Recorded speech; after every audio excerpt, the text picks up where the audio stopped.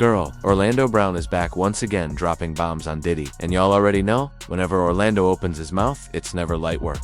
This time, he's stirring up even more drama. The streets have been buzzing for a while with whispers that Diddy allegedly caught an STI, but Orlando is now turning up the volume, claiming not only does Diddy have it, but he's been spreading it around like party favors at his infamous frikadiki gatherings. But wait, it gets even messier. Orlando says Diddy wasn't the only one passing infections around. According to him, some of y'all's favorite celebs were also part of the mix. So the real question is, who exactly did Orlando put on blast? And why is everyone else staying quiet about it? Let's get into it. See. Orlando Brown has shown time and time again that he's not afraid to speak on what went down behind closed doors at Diddy's parties. If you've been following him from the jump, you already know he was one of the first people to call out Diddy for being shady. Back then, folks brushed him off, saying he was crazy or high, because the stuff he described sounded way too wild to believe. At one point, Orlando even claimed Diddy allegedly gave him the Gok 3000 if you catch my drift. Yo, Diddy, you gave me the Ushka Smash.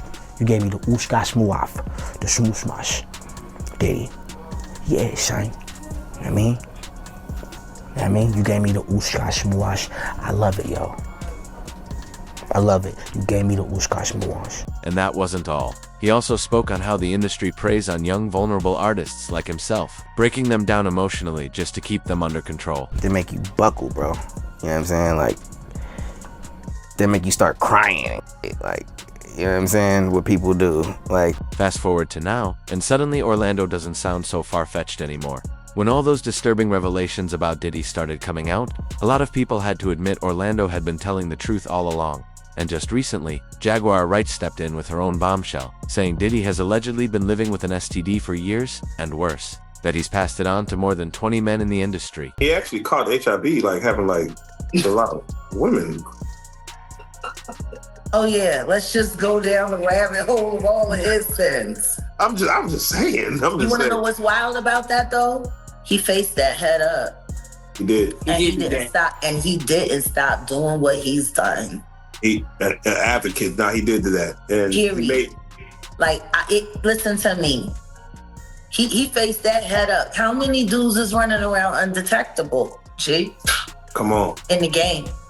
Man. Because I could tell you 20 right now that I could rattle off names, and wouldn't nobody be able to sue me. At the time, Jaguar kept the names to herself. But guess what? Orlando Brown is never shy about naming names, and in his latest interview, he claims he refused to bend to Diddy's advances. Literally. He said he pushed back and made it clear he wasn't about to play along with those freaky games. I said I'm not giving my ass up.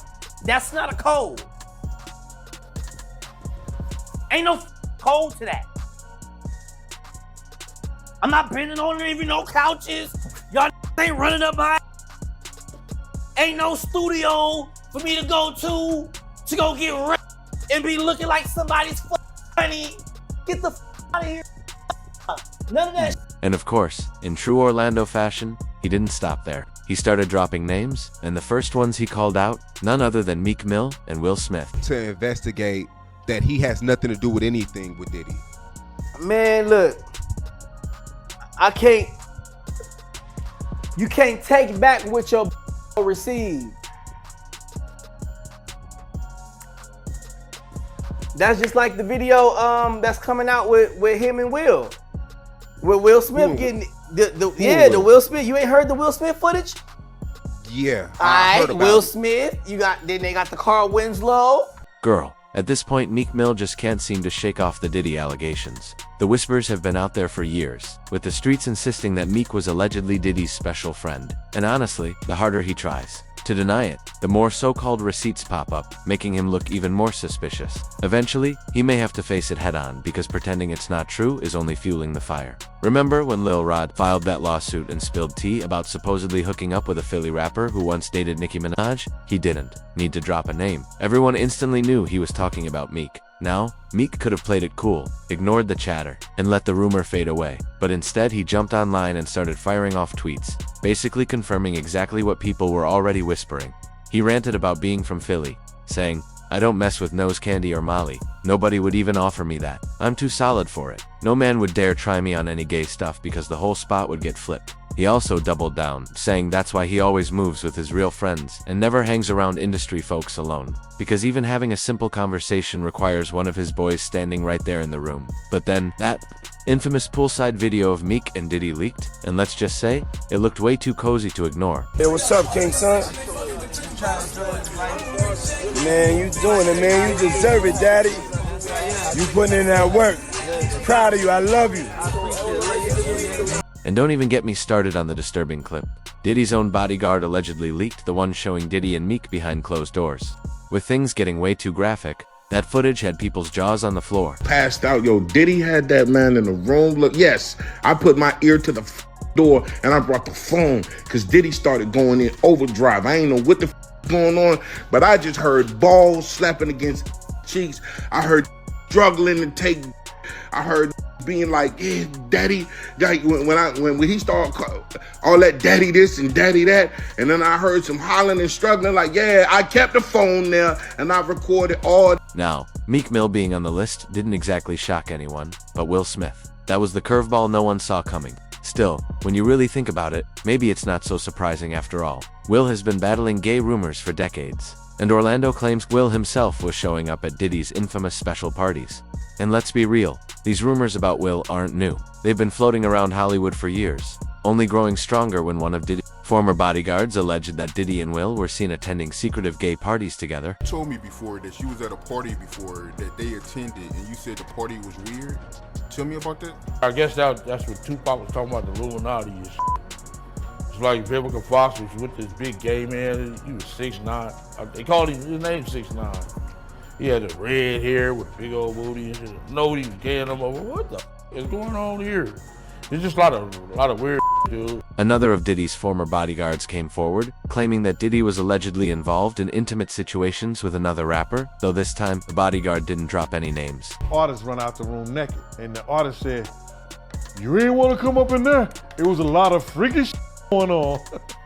For those who might not know, before Will Smith became the Hollywood megastar we know today, he was a serious rapper, not just dabbling. He even snagged 4 Grammy Awards in rap categories, credentials that can't be ignored.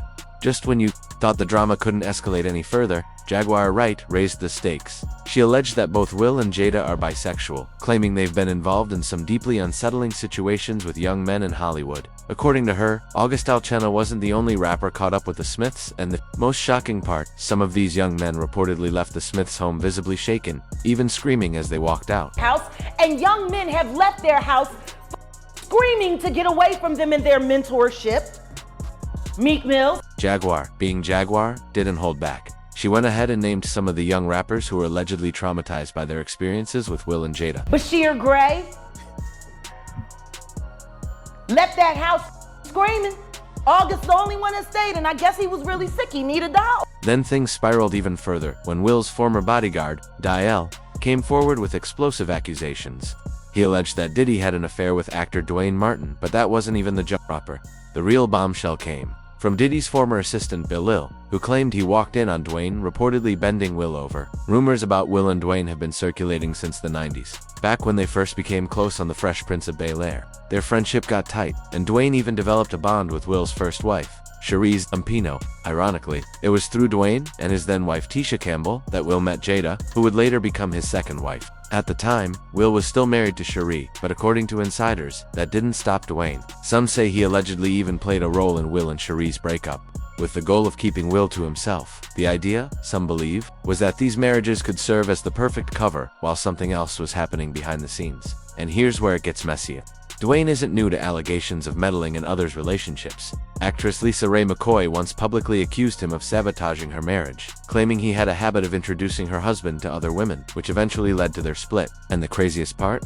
Dwayne allegedly tried to pull Will and Jada apart by spending so much time with Will that it strained his marriage. Insiders noted that Will reportedly spent far more time with Dwayne than with Jada and the kids. Over time, Jada's frustration grew, She couldn't stand Will flaunting his relationship with Dwayne, going on exotic trips and hanging out constantly, while she was left alone. To make matters even juicier, Diddy's former assistant Bill Isle spilled more tea, claiming he witnessed Will getting cozy with Dwayne, and allegedly, things happened right out in the open. So 3 minutes later, after them telling me, hey, you got eyes on Will, we need him to come watch this. So I'm running all over the studio. He's not in his dressing room. I go to the cafeteria. I'm like, but I see his car there. I'm like, where's this guy? All right, I open the door to Dwayne's dressing room, and that's when I see Dwayne and having with Will. Let me process that for a second. There was a couch, and Will was bent over on the couch, and Dwayne was standing up, killing him. Girl, wait, what? This whole drama honestly reminds me of one of those wild scenes you just can't unsee. How do you marry a woman and then turn around and let a man bend you over? Ain't nobody bending me over. Oh, so you doing the bending? Is that what it is? And the list didn't stop there. Other names allegedly involved include French Montana, Osiris, and even Cassie. Honestly, these aren't exactly shocking pics. Remember that spicy clip of Diddy serenading French Montana with a happy birthday? Yeah, that one. Happy birthday to you. Happy birthday, dear French. Happy birthday to you. Thank you. This is a special birthday for both of us. Yeah.